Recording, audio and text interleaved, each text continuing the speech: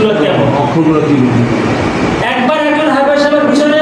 1 বছর খতম তারাবি পড়ছে একবার একটা রমজানে একজন হাফেজ সাহেবের পিছনে কি করছে খতম তারাবি পড়ছে পরের বছর যখন মিটিং ডাকলো যে এবছর কার পিছনে নামাজ পড়বো তখন উনি বললো যে এবছর হাফেজ সাহেব লাগবে না আমি নিজেই পারবো ইনশাআল্লাহ সুবহানাল্লাহ বলে তখন মানুষরা জিজ্ঞাসা শুরু করছে হুজুর কি বলে আপনি কিভাবে বলছো গত বছর যে হাফেজ সাহেবের পিছনে আমি পড়ছি শুনছি সব ঢুকে গেছে সব ফেরাচ্ছিল হয়ে গেছে সুবহানাল্লাহ বলে 40-45 বছর পর্যন্ত ওখানে ইমাম ছিলেন এবং তিনি খতম তারাবি পড়াইতেন কি গলার লাহা কি আওয়াজ আর কি চেহারা মসজিদে কমসে কম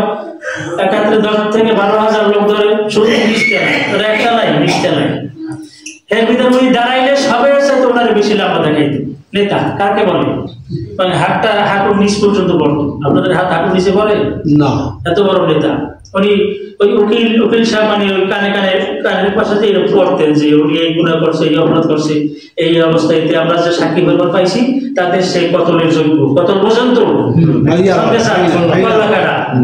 উনি শুনে মিললে পেলাম ইনশাল্লাহ বাদে এখন না পরে সব বাটুম দিয়ে চলে যায় হাজার হাজার আর্মি মিডিয়া সব চলে গেল আসামে নিয়ে গেল আবার ছেলে ঢুকে রাখলো